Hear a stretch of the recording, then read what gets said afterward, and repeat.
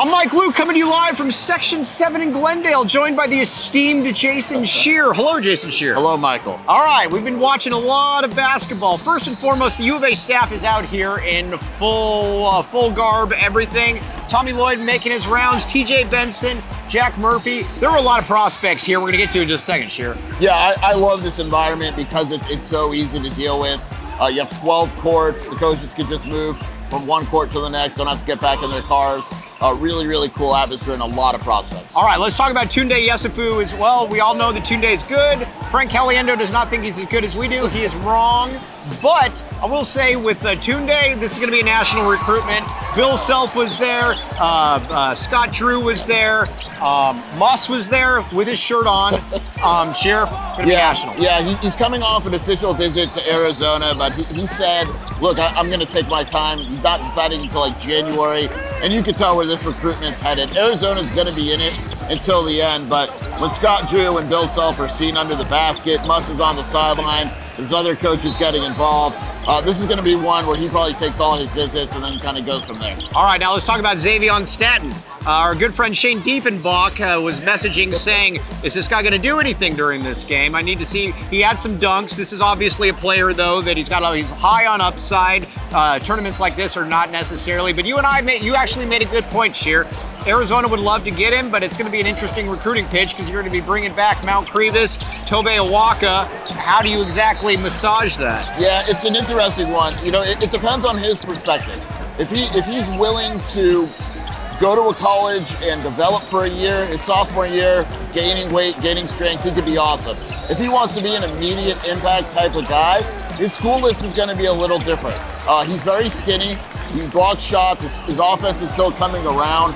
But, you know, his weight, his strength is probably a concern for an immediate impact guy. But he's absolutely a player where if he stays in college a couple of years, he has a chance to be really, really good. Brayden Burries, he is a point guard, not a combo guard. He is a point guard. Arizona would love to get him. They were front and center for all of his games. This kid's fantastic. Shear didn't like his body type a couple years ago. Shear has come around on his body type, though, Shear. Yeah, he might be my favorite guard in the class. He's definitely my favorite guard that I've seen in this event. He's a point guard. You know, and he said that schools are recruiting him as a lead guard. Some have mentioned combo, but he's absolutely point guard. He's Arizona's top priority as point guard in 2025. He scores like a shooting guard. His ball handling and his distribution has gotten better over the last year. You can tell why Arizona, UCLA, these schools have had their full coaching staffs watching him. We need to make sure that these players know how Mick Cronin treats his players, though, when they mention UCLA. We will do this. By the way, we saw Bobby Hurley at many of these games as well, probably looking for Shane Diefenbach during the game. But now let's talk about Cam Holmes. Cam Holmes is the total deal, the real deal package. Obviously, his brother Deron Holmes was there. This is a very easy kid to pigeonhole as being an NBA player in 1 or 2 years. Lefty, love lefties, can do play the point, can get a little bit of combo in there as well. He's fantastic in Arizona, again, front and center at all of those games. Yeah, I mean, Deron Holmes is going to the NBA, but I think, Mike, you would agree that at the same age, Cam is a better prospect. Much better than Deron was. And the reason is Cam can do everything, and he continues to get better.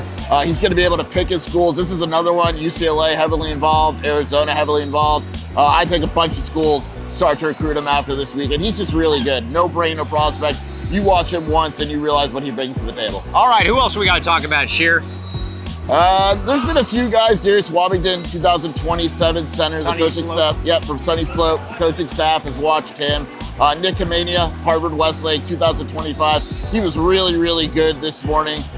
Tommy Lloyd coached him at USA, offered him soon after. I would expect him to become a priority. He's a guy that Arizona fans should probably know a little bit more. All right, and we got to give a big shout out to our guy, Jack Murphy. When I tell you this is the hardest working man in the industry, I am not kidding around. Jack Murphy even tried to hide from us. Yes. I did not allow him to hide from us. We brought him over. But on a serious note, though, Jack Murphy is such an asset to the University of Arizona. And I know that people know about him, they respect him, but I don't know that he maybe even gets enough love for everything he does. This guy backs the A. Yeah, backs the A. Gave Mike a nice little ear flick, which is a big move. One of these. Good dude, recruits his butt off. And I think that's something also that's kind of a misconception with Arizona staff. Like Murph, TJ Benson has been out here. These guys work their butts off. Really, they're strong recruiters. They know what they're doing. they're not just kind of sitting on their hands, which I think when Tommy was first hired, people kind of worried about that. It's really not an issue. All right, now with TJ Benson, if you don't see him at recruiting events, you're probably going to see him at your local gym. He is huge now. When did this occur? Yeah, he's jacked. He's been working out the last week. He kind of looks like you now. He looks like me. Listen, many times I'm mistaken for a Division I basketball coach, but this was not one of those times. But as always, though, very much appreciate a lot of fun out here, and to the great Shane Diefenbach recording this as well. Very much appreciate Shane. We'll be with you on Monday on the PHNX Wildcats podcast.